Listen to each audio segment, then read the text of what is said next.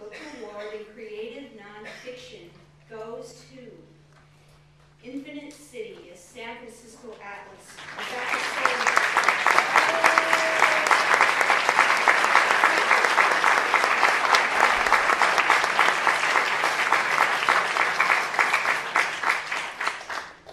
I have a confession to make. This is not my book.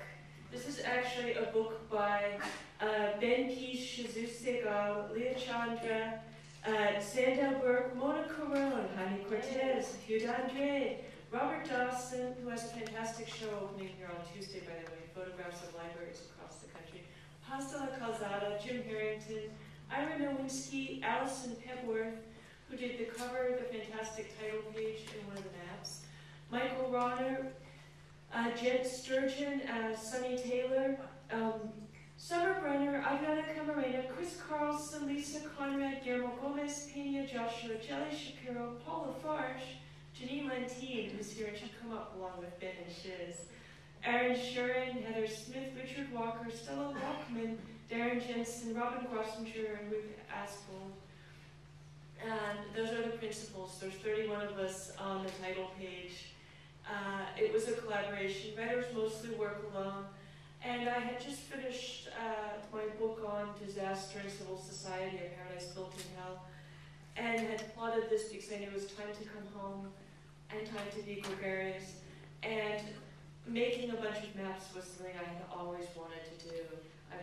I had always loved maps. When I did this project, I found out that most people love maps. Maps make people happy in some weird way. And so SF MoMA created an opportunity, and UC Press underwrote it to make a book of 22 maps by these 31 people, as well as curator, SF MoMA curator Frank Smegal, and UC Press editors Neil Super and Dore Brown. So we got to work, and I was definitely the lead sled dog, but we all pulled that sled across the tundra from the igloo of wild ideas to the village of actualities. And I'm still kind of amazed that it worked, and still grateful that somehow 30 people managed to find common ground with me enough to make this infinitely complicated book. So I was actually hoping they would all come up stage, but some of them were in the audience, and so applaud for them when I'm done. But they seem to be shy. So now that took so long, I'll just read you a paragraph or two. San Francisco has 800,000 residents, more or less, and each of them possesses his or her own map of the place, a world of amities, amours, transit routes, resources and perils, radiating out from home. But even to say this is to vastly underestimate.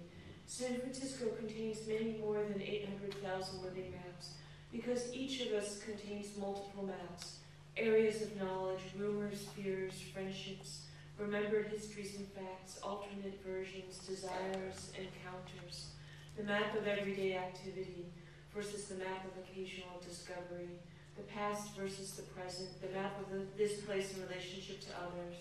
It could be confined to a few neighborhoods, or could include multiple continents of ancestral origin, immigration routes and lost homelands, social ties, or cultural work.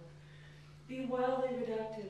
Say that every San Franciscan possesses only 10 maps in their imagination, and that this has been true for all those who preceded us, and we're already imagining tens of millions of maps.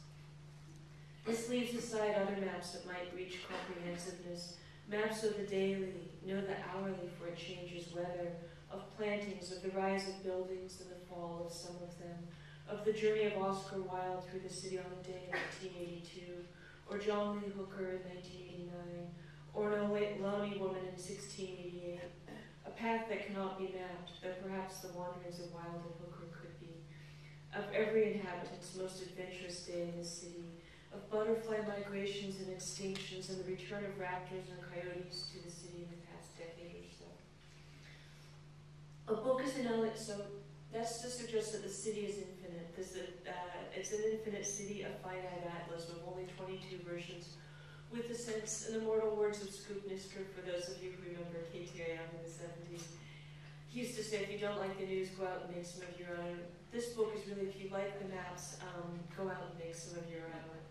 A book is an elegant technique for folding a lot of surface area into a compact, convenient volume.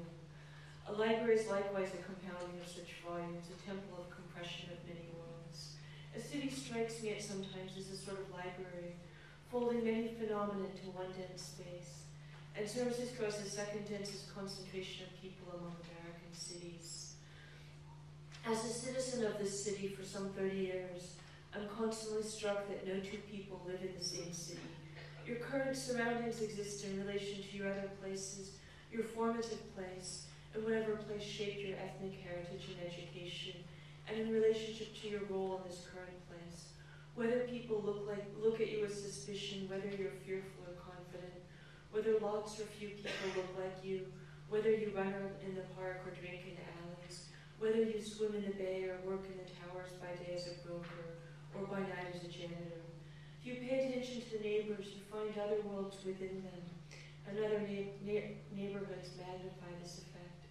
Most of us settle into familiar routines in which we see the same places and people, but it takes just very little, looking around on the bus or getting a bit lost on the way to some everyday place, and sometimes not even that, to land in an unfamiliar city, to find that this place, like every place, is inexhaustible.